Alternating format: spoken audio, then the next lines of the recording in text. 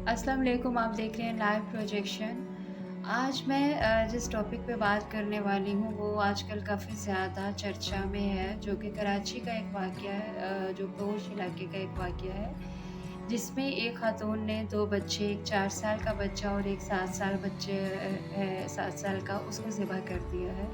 ये चीज़ social media पर बहुत ज़्यादा दिखाई जा रही है, काफ़ी चर्चा में थी। तो मैंने सोचा कि मैं इस पर वीडियो बनाऊँ, हक़ाइक़ पर हम जो नज़र दौड़ाएँ और कोशिश करें कि इस सानहे की जो ग्राउंड रियलिटीज़ हैं उनको समझा जाए। इसमें एक ख़ातून थी जिसके बारे में कहा जा रहा है कि वो नफ़सियाती मरीज़ा थी।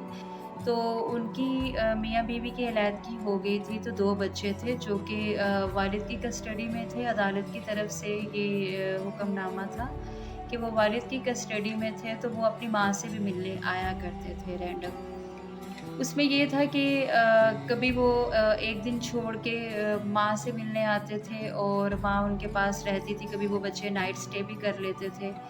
तो जो बच्चे थे वो माँ को मिलते थे और बाप के पास रहते थे। इसमें ये था कि बच्चों को ज़ाहिर है कि वालिदैन दोनों की ज़रूरत होती है और क्या हुआ कि उस रात वो जो ख़ातून थी, उसने बच्चों को अपने पास स्टे करवा लिया, अपने पास रखवा लिया और रात को उनके जो थे उनको ज़िबा कर दिया। 4 साल की बेटी थी और 7 साल का बेटा था। ये वाक़या बहुत ही ज़्यादा तकलीफ़देह है, इसकी वजह से बहुत सारे लोग परेशान हुए, बहुत सारी माएँ डिप्रेशन में गईं। बच्चों को जब ये पता चला और जिन बच्चों ने भी ऐसी खबरें सुनी तो बच्चे भी अपने पेरेंट्स के बारे में बड़ा परेशान हुए सुन के। हमारे इर्द-गिर्द ऐसे बहुत सारे वाक़यात हैं, ऐसी बहुत सारी चीज़ें हैं जिसमें हम देखते हैं कि वालिदैन में डिवोर्स है, जो बच्चे हैं वो भी डबल माइंडेड हैं कि माँ के पास रहें या बाप के पास रहें। याद रखिएगा कि हमारे जितने भी प्रॉब्लम्स हैं, हमारी शादी के बाद जितने भी इश्यूज़ होते हैं, जो भी बैड सर्कमस्टेंसेस होते हैं, उनके सबसे ज़्यादा शिकार हमारी औलाद होती है। ना मर्द होता है, ना औरत होती है, सबसे ज़्यादा मेंटली टॉर्चर जो होता है वो औलाद होती है। औलाद की जो ज़हन है उस पे बहुत गंदा असर होता है। तो माँ ने ये कहा, ये पूरे सानहे में बताया जाता है कि माँ ने कहा कि मेरे बच्चे जब मेरे पास आते थे, तो मेरा बेटा मुझे कहा करता था कि हमें किसी ऐसी जगह ले जाएँ जहाँ पर सुकून हो। ये एक छोटे से बच्चे की बहुत बड़ी बात है जो कि नाकाबिले बयान है और इसको सुनकर इंसान की रूह काँप जाती है कि एक 7 साल का बच्चा सुकून की तलाश में है। आप अंदाज़ा लगाएँ कि अगर 7 साल का बच्चा सुकून की तलाश में है, तो जब वो 27 साल का, जब वो बड़ा होगा, तो उसके ज़हन में कितनी नेगेटिविटी होगी, कितनी मनफ़ी चीज़ें होंगी, कितनी ज़्यादा गलत चीज़ें होंगी, जो अभी से ही सुकून की तलाश में था। और माँ ने उसका गला काट दिया और कहा कि वो सुकून में हमेशा के लिए चला गया है।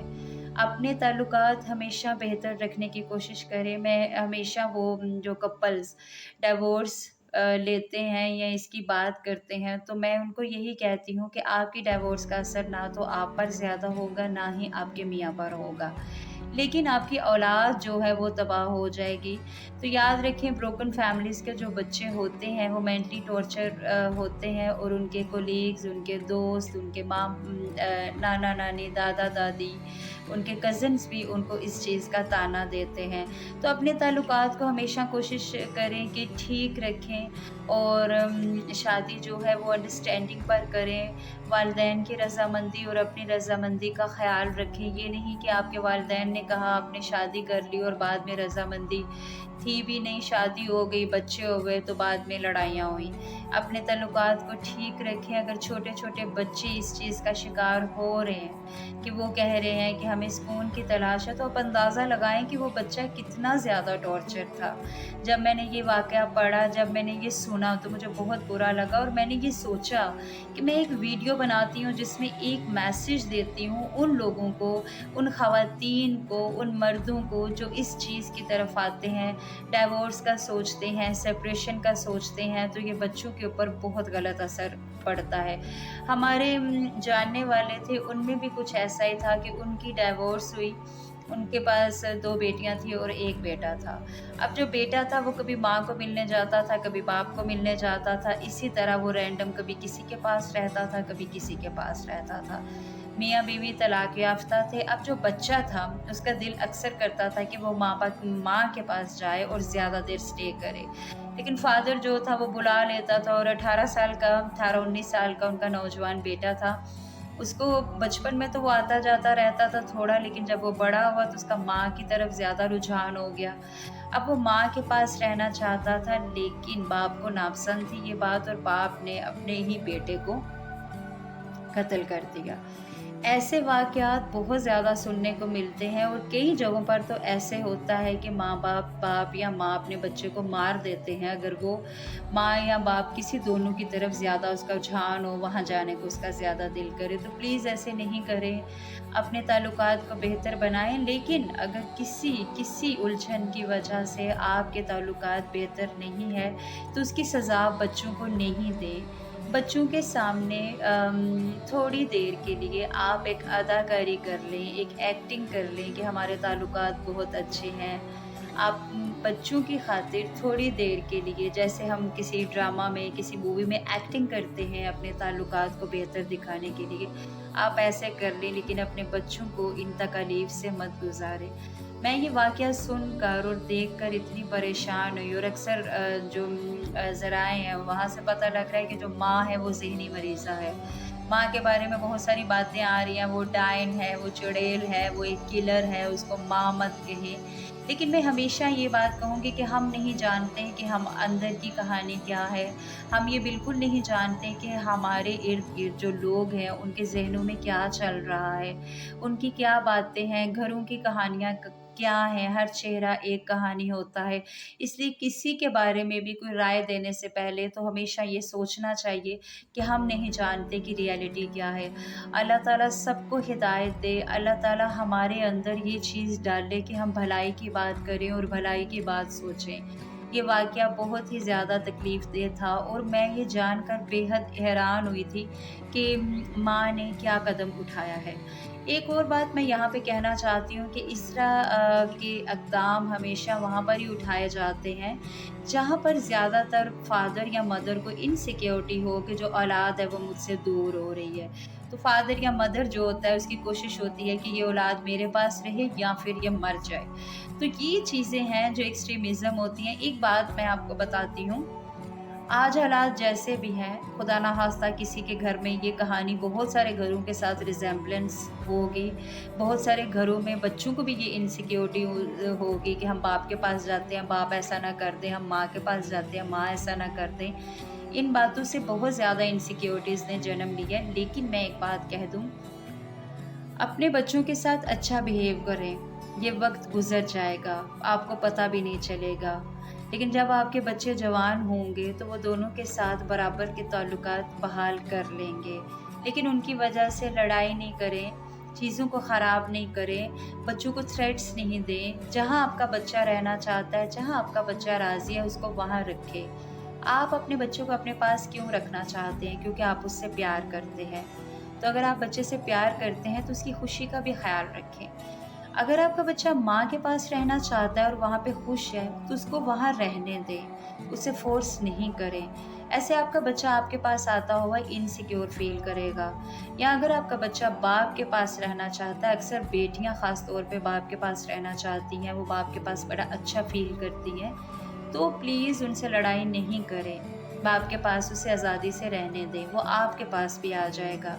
प्लीज़ अपने बच्चों को इस तरह से फ़िज़िकली या मेंटली टॉर्चर नहीं करें। बच्चों का ख़्याल रखें, और अक्सर पेरेंट्स इनसिक्योर होते हैं, ये बच्चा माँ के पास जाता है ये माँ का ही हो जाएगा, या ये बाप के पास जाता है तो ये बाप का हो जाएगा।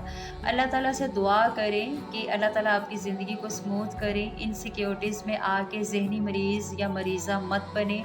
बच्चों के साथ इस तरह नहीं करें। और ये बहुत सारे घरों का अहवाल है कि वहाँ पर किसी माँ ने अपने बच्चे को उसकी किलिंग तो नहीं की, लेकिन उसको मारा, उस पर तशद्दुद किया कि माँ जो है वो बच्चे को अपना पास रखना चाहती है, बार-बार बच्चा बाप के पास जाता है। या बाप ने बच्चों पर तशद्दुद किया कि वो चाहता है कि मेरे पास रहे, माँ के पास बार-बार नहीं जाएँ। देखिए, बच्चे के लिए माँ-बाप दोनों बराबर हैं। आप बच्चे की जगह खुद को खड़ा करके देखें, तो आपको पता चलेगा कि बच्चे को माँ और बाप दोनों की ज़रूरत है। پلیز خدارا ایسی حرکتیں نہیں کریں. والدین بچوں کے ایموشنز کا خیال رکھیں، ایسے نہیں کریں. اگر آپ کا بچہ ماں کے پاس رہنا چاہتا ہے تو اسے سکون سے وہاں پہ رہنے دیں، آپ جائیں اور اس سے مل لیں.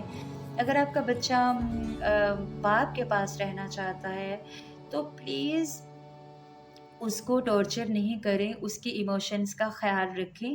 10 سال بعد یا اب 5 سال یا کچھ عرصہ بعد چیزیں ٹھیک ہو جاتی ہیں. کبھی بھی پورا وقت رکا نہیں رہتا، چیزیں ٹھیک ہوتی ہیں اور آپ کی سوچ سے بھی زیادہ ٹھیک ہو جاتی ہیں.